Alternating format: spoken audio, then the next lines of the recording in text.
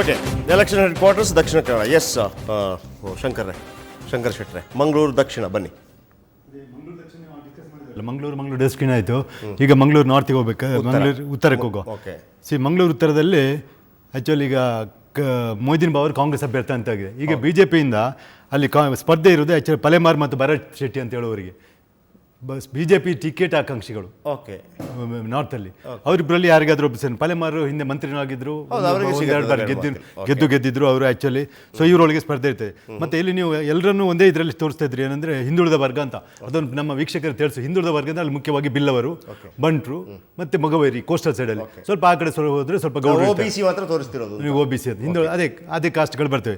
So ಎಲ್ಲಿ ಹೆಚ್ಚಿನ ಕ್ಷೇತ್ರಗಳಲ್ಲಿ ಇಲ್ಲಿ ಕೂಡ ಮೊಗವೀರ ಮತ್ತು ಬಂಟ್ರು ಇರೋದಲ್ಲಿ ಮುಖ್ಯವಾಗಿ. ಮತ್ತು ಅಲ್ಲಿ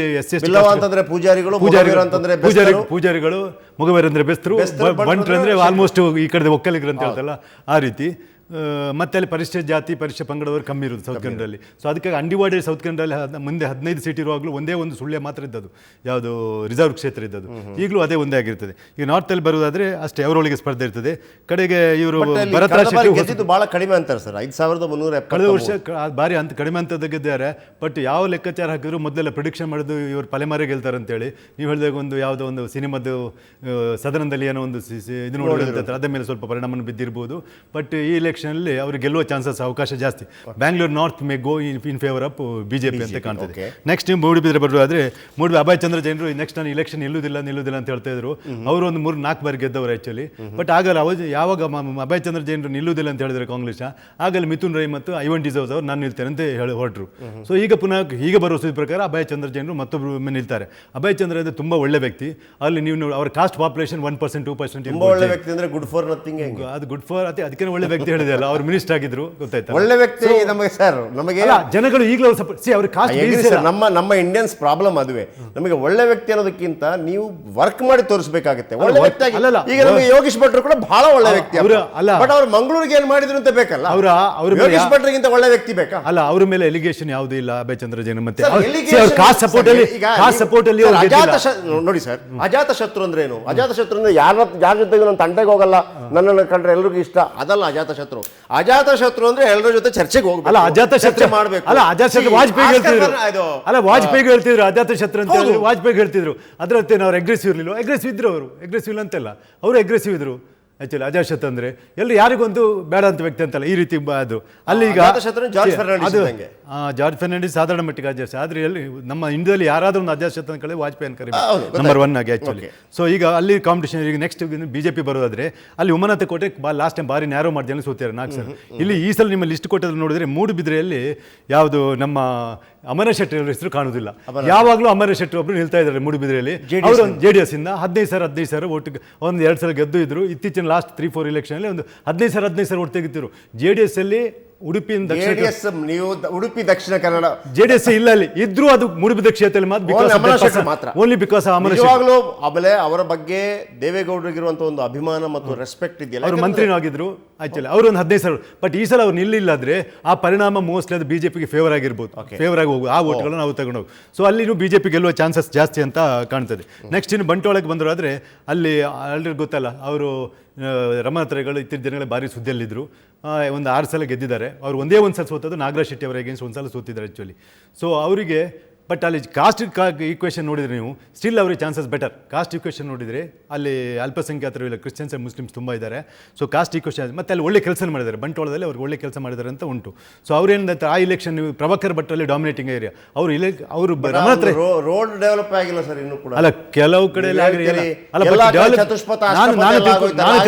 ಬಂಟ್ವಾಳದಲ್ಲಿ ಅವರು ಒಳ್ಳೆ ಅಭಿವೃದ್ಧಿ ಅಂತ ನೋಡಿದ್ರೆ ರೋಡನ್ನು ಅಲ್ಲ ಮತ್ತೊಂದು ಹೇಳ್ತಾರೆ. ಬಟ್ ಅವ್ರು ಏನಾದ್ರೆ ಒಂದೇ ಒಂದು ಸಲ ಈ ಸಲ ಸ್ವಲ್ಪ ಕಾಂಟ್ರಾಸ್ಟ್ ಆಗಲಿ. ಅದೊಂದು ಸ್ಟೇಟ್ಮೆಂಟ್ ನೀವು ಹೇಳಿದಾಗಲಿಲ್ಲ, ನಾನು ಅಲ್ಲನ ಕೃಪೆಯಿಂದ 5-6 ಬಾರಿ ಗೆದ್ದು ಬಂದೆ ಅಂತೇಳಿ. ಹಾಗಾಗಿ ಹಿಂದೂ ವೋಟ್ ಪೊಲರೈಸ್ ಆಗೋ ಚಾನ್ಸ್ ಬಂದವರಲ್ಲ ಅವರು. ಅದಕ್ಕೂ ಕಾರಣ ಅಂತ ಹೇಳಿದ್ರೆ ಯಾಕೆ ಆ ರೀತಿ ಸ್ಟೇಟ್ಮೆಂಟ್ಗಳು ನಾನು ಡೀಪ್ ಆಗಿ ತಿಳ್ಕೊಂಡು ಮಾಡ್ಲಿಕ್ಕೆ ಹೋದೆ. ಅಲ್ಲಿ ನೋಡುವಾಗ SDP ಅವರು ನಿಲ್ತಾರಂತೆ ಎಲೆಕ್ಷನ್. ಅವರು SDP ಅವರು ಲಾಸ್ಟ್ ಟೈಮ್ 15 ಸಾವಿರ ಓಟ್ ಅಂತ ತಗೊಂಡಿದ್ರಂತೆ. ಅದು ಈ ಸೊ ಇನ್ನೂ ಫರ್ದರ್ ಕನ್ಸಲ್ಟೇಟ್ ಮಾಡಲಿಕ್ಕೆ ಅಲ್ಪಸಂಖ್ಯಾತರ ಓಟನ್ನು SDP ಗೂ ಸಪೋರ್ಟ್ ಆಗಿದಾಗ ಆ ಓಟ್ ಬರಬೇಕಂತ ಆ ಸ್ಟೇಟ್ಮೆಂಟ್ ಅವರು ಕೊಟ್ಟಿದ್ದಾರೆ. ಮತ್ತೆ ಅಲ್ಲಿ ರಾಜೇಶ್ ನಾಯ್ಕ ಉಂಟು, ಅಲ್ಲಿ ಲಾಸ್ಟ್ ಕ್ಯಾಂಪೈನ್ ಮಾಡಿದ ರಮನಾಥ್ ರೈಗಳು ಸೇಮ್ ಪಕ್ಷದ ಬಿಜೆಪಿ ಸ್ಯಾಮ್ ಕ್ಯಾಂಡಿಡೇಟ್. ಈ ಸಲ ಅದೊಂದು ಏನಾದ್ರು ಹೌಸ್ ಕೇಂದ್ರದಲ್ಲಿ ಡಿಸೈಡೆಡ್ ಕ್ಯಾಂಡಿಡೇಟ್ ಒಂದು ಅಂಗಾರ ಮತ್ತು ರಾಜೇಶ್ ನಾಯ್ಕರು ಮಾತ್ರ ಅಲ್ಲಿ ಗ್ಯಾರಂಟೀಸ್ ಕ್ಯಾಂಡಿಡೇಟ್ ಅಂತೇಳಿ. ಆಗ ಎಂತ ನನಗೆ ಮತ್ತು ರಾಜೇಶ್ ನಾಯ್ಕ ನಡುವೆ ಫೈಟ್ ಅಲ್ಲ ಇದು. ನೀವು ಹೇಳಿದಾಗೆ ಅದು ಒಬ್ಬರು ಉಳಿಪಾಡಿ ಗುತ್ತು ಮತ್ತೊಬ್ಬರು ಬೆಳ್ಳಿಪಾಡಿ ಗುತ್ತಿನವರು. ಸೊ ನಂಗೆ ಮಾತ್ರ ಇದು ನಂಗೆ ಮತ್ತು ಪ್ರಭಾಕರ್ ಭಟ್ರಿಗೆ ಅಂತ ಹೇಳ್ಬಿಡ್ತಾರೆ ಅವರು ರಮಣೋತ್ತರಗಳು ರಾಷ್ಟ್ರ ಕ್ಯಾಂಪೈನ್ ಆಗಿ. ಇದು ಇಲೆಕ್ಷನ್ ಮತ್ತು ರಾಜೇಶ್ ನಾಯ್ಕ ಮಧ್ಯೆ ಅಲ್ಲ, ನಾನು ಇಲೆಕ್ಷನ್ ನನ್ನ ಮತ್ತು ಪ್ರಭಾಕರ್ ಭಟ್ರ ಮಧ್ಯೆ ಅಲ್ಲ ಅಂತ ಆ ರೀತಿ ಹೇಳ್ತಾ ಇರ್ತಾರೆ. ಎಸ್ ಬಂದೆ ನಾನು ಪುತ್ತಿಗೆ ಅವರೇ. ಈ ಬಾರಿ ನನಗೆ ಭಾಳ ಇಂಟ್ರೆಸ್ಟ್ ಇರುವಂಥದ್ದು, ಸೋಲಿಲ್ಲದ ಸರದಾರ ಅಂಗಾರ ಇದ್ದಾರೆ ಸುಳ್ಯದಲ್ಲಿ. ಒಂದು ಕಡೆ BSP ಮತ್ತು JDS ಮೈತ್ರಿ. ಯಾಕಂತಂದರೆ ಕಳೆದ ಬಾರಿಯ 1340 ಚಿಲ್ಲರೆ ಓಟುಗಳು ಈ BSP ಮೈತ್ರಿ ಅಂಗಾರ ಅವರಿಗೆ ಮಾರಕ ಆಗ್ಬೋದಾ ನಿಮ್ಮ ಪ್ರಕಾರ ಎಲ್ಲಾದರೂ? ಅದು ಸ್ವಲ್ಪ ಮಟ್ಟಿಗೆ ಸಾಧ್ಯತೆ ಇದೆ, ಇಲ್ಲ ಅಂತ ರೆಗ್ಯುಲೇಟ್ ಮಾಡಕ್ ಆಗುತ್ತೆ. ಆದ್ರೆ ಹೇಳಿ ಆದ್ರೆ ಅಂಗಾರ ಅಷ್ಟು ಸರಳವಾದ ಇದಲ್ಲ. ಓಕೆ, ಇದು BSP ಮತ್ತು ಇವರು JDS ಒಂದಾದ್ರೆ ಫೈನ್. ನಿಮ್ಮ ಧ್ವನಿ ಅಷ್ಟು ಕರೆಕ್ಟಾಗಿ ಕೇಳಿಸ್ತಾ ಇಲ್ಲ ಸರ್. 8ರಲ್ಲಿ ಕಳೆದ ಬಾರಿ 7 ಕಾಂಗ್ರೆಸ್ 1 BJP ಇತ್ತು. ಈ ಬಾರಿ ನಮ್ಮ ಶಂಕರ್ ಶೆಟ್ಟರ್ ಹೇಳೋ ಪ್ರಕಾರ ಕಾಂಗ್ರೆಸ್ 2 ಗ್ಯಾರಂಟಿ ಇರುವಂಥದ್ದು, ಒಂದು ಬಂಟ್ವಾಳ ಮತ್ತೊಂದು ಉಳ್ಳಾಲ ಅಂದರೆ ಮಂಗಳೂರು, +1 ಆಗ್ಬೋದು ಎಲ್ಲಾದರೂ ಒಂದು ಕಡೆ, 2+1. JDSಗೆ BJPಗೆ ಇರುವಂಥ ಚಾನ್ಸು ಬೆಳ್ತಂಗಡಿ 5 ಅಥವಾ 6 +1. ಪ್ರಕಾರ ಅಷ್ಟೊಂದಿಲ್ಲ, BJP 50-50 ಆಗೋ ಚಾನ್ಸಸ್ ಇದೆ. ನಿಮ್ಮ ಪ್ರಕಾರ 50-50. Yes, last word sir. ನನ್ನ ಪ್ರಕಾರ ಕಾಂಗ್ರೆಸ್ಸಿಗೆ 3, BJPಗೆ 5 ಅಂತ. 6 ಆಗ್ಲಿಕ್ಕಿಲ್ಲ, 5 ಆಗ್ಬೋದು. ಯಾಕಂದ್ರೆ ನಾವು ಒಂದು ಕ್ಷೇತ್ರವಾಗಿ ಹೇಳುದು, ಈಗ ನಾನು ಯಾವ್ದನ್ನ ಹೇಳಿದ್ದು ಅಂದ್ರೆ 2 ಗ್ಯಾರಂಟಿ ಇರೋದು ಬಿಟ್ಟು ಒಂದು ಎಕ್ಸ್ಟ್ರಾ ಇದೆಯಲ್ಲ, ಒಂದು ವೇಳೆ ಕಾಂಗ್ರೆಸ್ ಕೈ ತಪ್ಪಿದ್ರೆ ಅದು ಬರಬೇಕಲ್ವಾ? ನನ್ನ ಪ್ರಕಾರ ಬೆಳ್ತಂಗಡಿ, ಪುತ್ತೂರು, ಸುಳ್ಯ 3 ಗ್ಯಾರಂಟಿ ಆಗ್ತದೆ.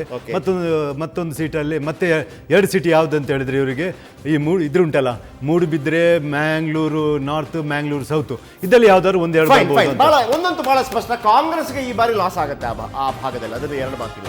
ಯಾಕಂದ್ರೆ ಕಳೆದ ಬಾರಿ 7 ಕ್ಷೇತ್ರಗಳನ್ನು ಗೆದ್ದುಕೊಂಡಿತ್ತು, ಅದು ಕೂಡ ಜಾತ್ಯತೀತ ರೀತಿಯಲ್ಲಿ ಗೆದ್ದುಕೊಂಡಿತ್ತು. ನಿಮಗೆ ಬಹಳ ಆಶ್ಚರ್ಯ ಆಗ್ಬೋದು, ಒಬ್ಬ ಮುಸ್ಲಿಂ, ಒಬ್ಬ ಕ್ರೈಸ್ತ, ಇನ್ನೊಬ್ಬ ಮುಸ್ಲಿಂ, ಒಬ್ಬ ಜೈನ, ಇಬ್ಬರು ಬಂಟ್ರು, ಒಬ್ಬ ಬಿಲ್ಲವ, ಒಬ್ಬ ದಲಿತ, ಈ ರೀತಿ ಆಯ್ಕೆಯಾಗಿತ್ತು, ಬ್ರಾಹ್ಮಣ ಒಂದು ಬಿಟ್ಟು. ಆದರೆ ಈ ಬಾರಿ ಬಾಲಕೃಷ್ಣ ಪುತ್ತಿಗೆ ಅವರು ಹೇಳೋ ಪ್ರಕಾರ 50-50 ಆಗುವಂಥ ಚಾನ್ಸಸ್ ಇದೆ. ಹಾಗೇನೆ ಶಂಕರ್ ಶೆಟ್ಟರ್ ಅವರು ಹೇಳೋ ಪ್ರಕಾರ ಗ್ಯಾರಂಟಿ ಇರುವಂಥದ್ದು ಉಳ್ಳಾಲ ಅಂದರೆ ಮಂಗಳೂರು ಹಾಗೂ ಬಂಟ್ವಾಳ, +1 ಆಗ್ಬೋದು ಕಾಂಗ್ರೆಸ್ಗೆ 3, ಉಳಿದೆಲ್ಲವೂ ಕೂಡ BJPಗೆ.